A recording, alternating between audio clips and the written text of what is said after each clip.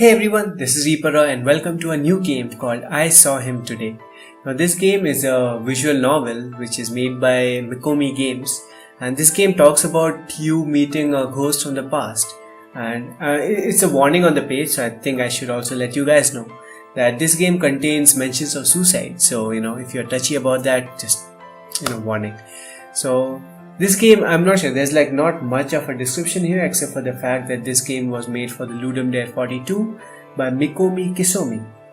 So yeah, it's a visual novel and it's a short emotional novel, so we'll see what happens. Although I have an idea of what exactly happens, but let's see. Okay, start. I saw him today. Okay, I have to click. Okay, he has longer, messier hair now, so the guy with this thing, maybe. He's wearing casual street clothes.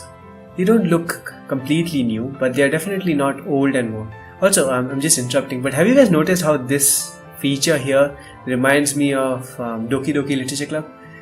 Or maybe is that like a common feature of all visual novel games? Because I've not played many visual novel games. I think Doki Doki Literature Club was the only other visual novel game that I've played.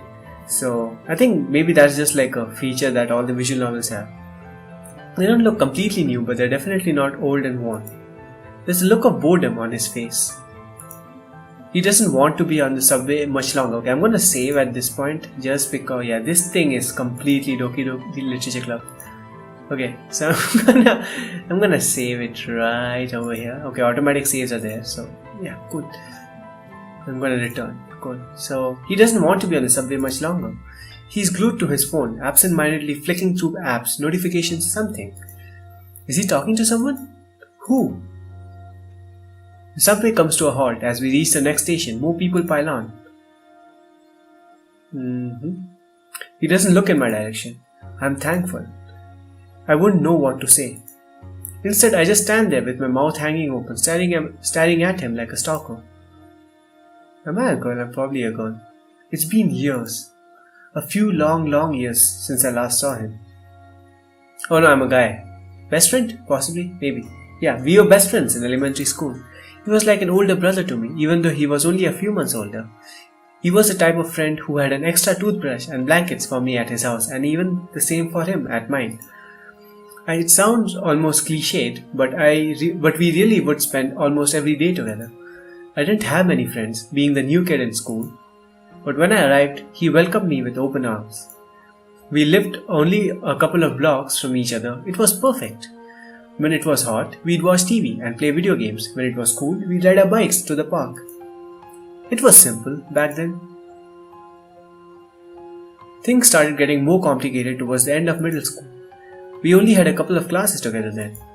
We would eat lunch together when we could, but more and more often he would go straight home.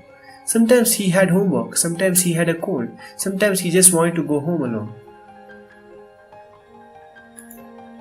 I was in middle school. I didn't have to deal with bills or work hours or doctor visits, but I didn't have to worry about him. We would go a couple weeks at times without saying much to each other, and then he'd spring back one day and act like we were inseparable. I'd be late for class someday, just trying to talk to him for a bit longer, but he was usually uninterested.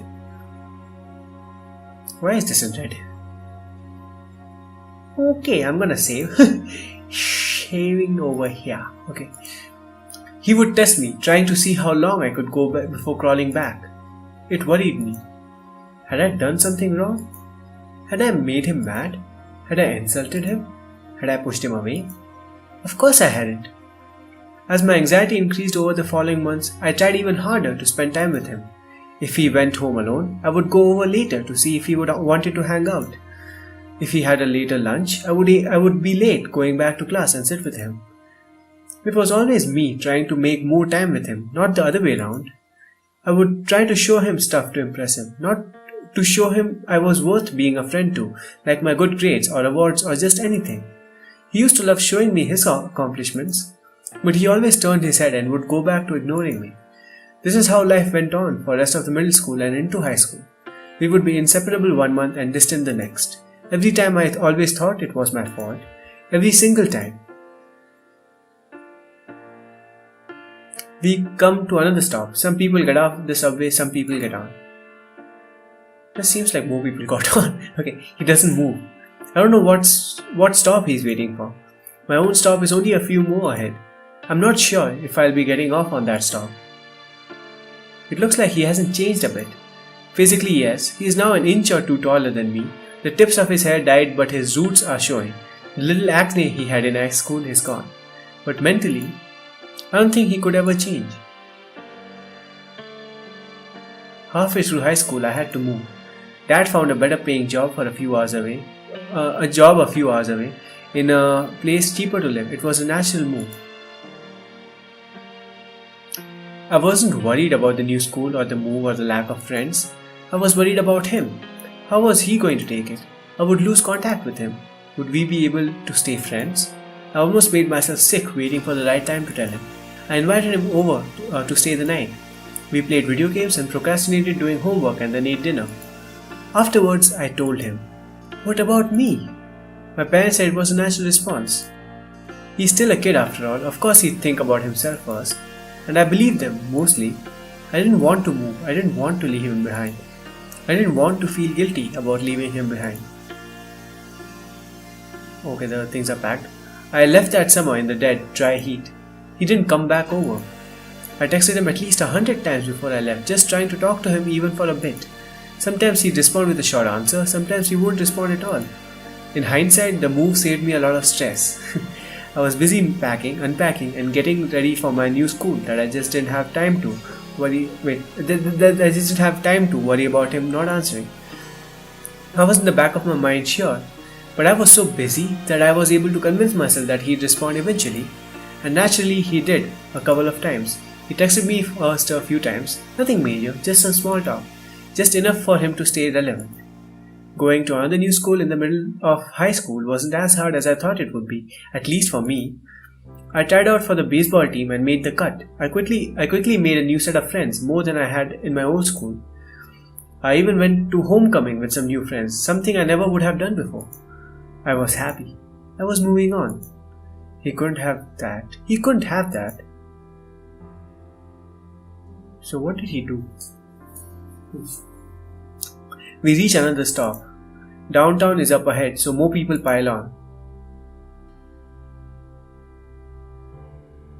The tracks screech and the subway lurches forward as we continue on. Should I get off on this stop? Should I approach him? What would I say to him? Thanks for trying to ruin my life. Maybe it'll be better to let him go. I don't like remembering that year. The year. Oh. Hang on a second. What? Save. Save. The year he died.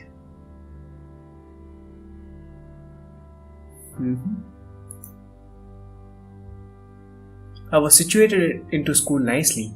I was starting my second semester there, so it was winter. It was a colder, drier winter than I was used to back at my old school.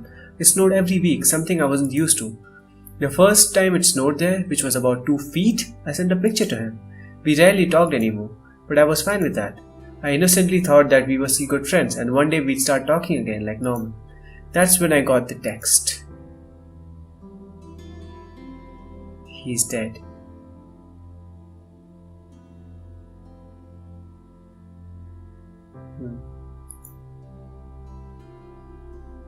It was a long winded text from a friend at the old school. He had overdosed trying to kill himself. He was in coma. He was going to die. And it was my fault. Wait, why? I got another text from a different acquaintance a couple of hours later. He's in the hospital on life support. He didn't know how he got there, but he was in bad shape. And it was my fault? Why is it my fault? Because I moved? Because we were the only good friends and okay. Over the course of the night and the next few days, it seemed like the whole school found my social media and our phone number and were messaging me. He cut himself trying to off himself. He drove his truck into a tree on purpose. He jumped off a bridge because he didn't want to live anymore. The details were all jumbled up. It was hard to tell what was real and what people had made up when they heard the word suicide attempt. But one fact remained. He was in the hospital and badly hurt. The ringing never stopped. Every time I went online or looked at my phone, I had another notification. Everyone wanted to know why. What happened to make him do that? What was he thinking? Why had I pushed him into it? I didn't know why. I never could have realized why. The assumption was that he had always been depressed and me moving away and ignoring him had been too much. I believed it. I fully, truly, absolutely believed it. It was my fault. Who else's could it have been? I had never known what depression really was until then.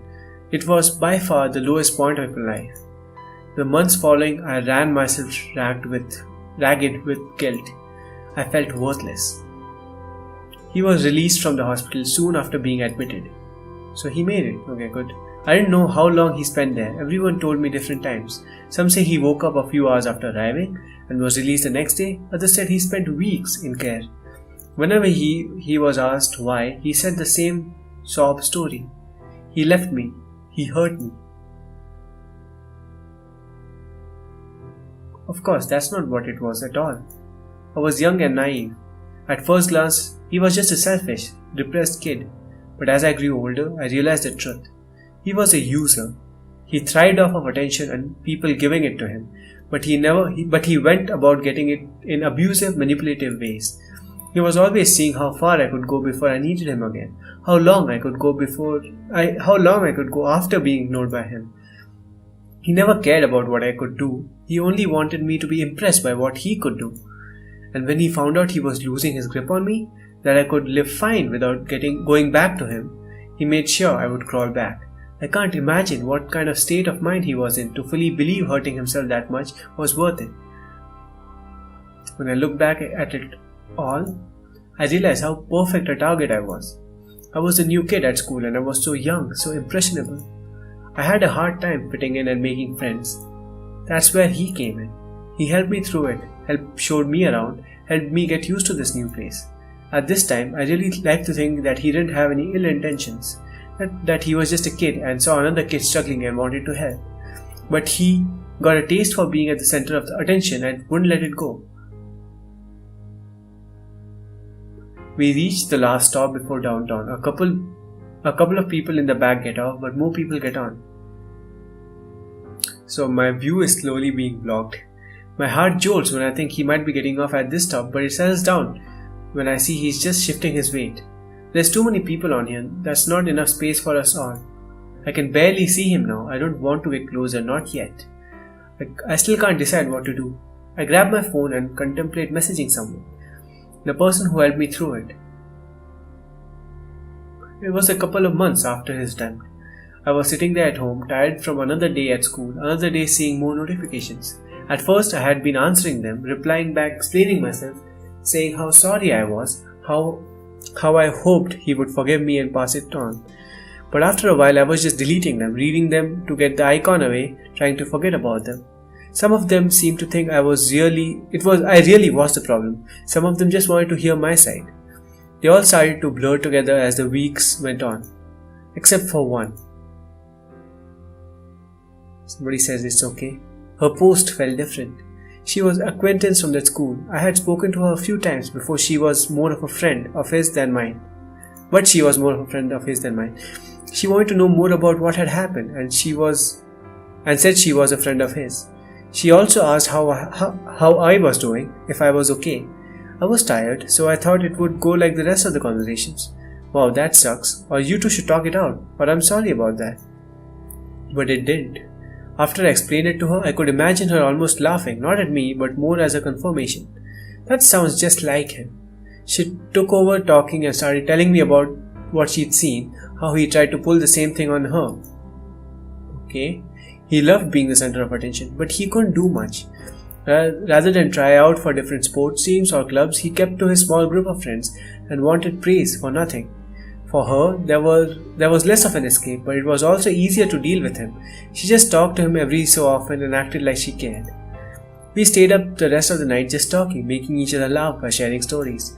I told her about the time when we got lost in the woods and the sun was starting to set.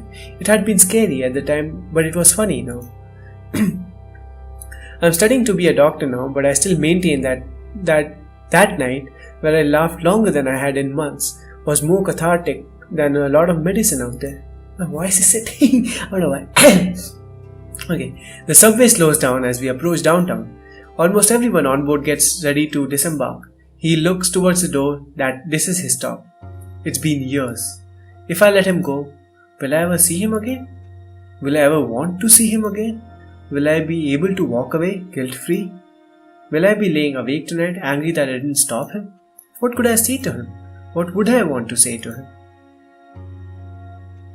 The doors open.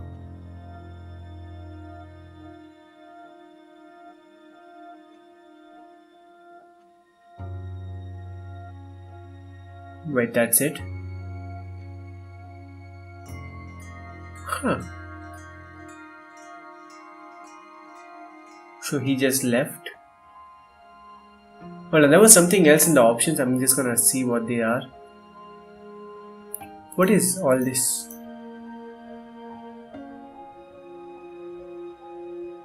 I don't know. Fancy.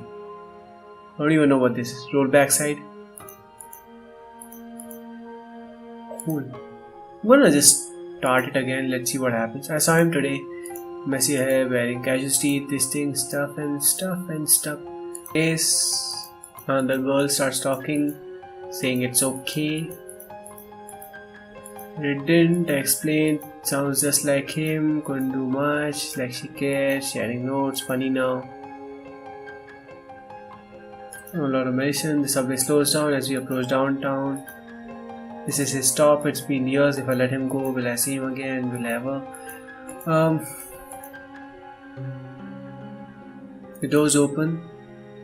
Okay, that's it. Okay, so yeah, that's all. That's the game. Okay, so kind of touchy. I mean, luckily I've never had that. All the good friends and best friends that I made over the years, they've never been users, so to speak, like him, like, you know, craving for attention. Maybe I'm the user. Anyways, I should probably ask them. Possibly.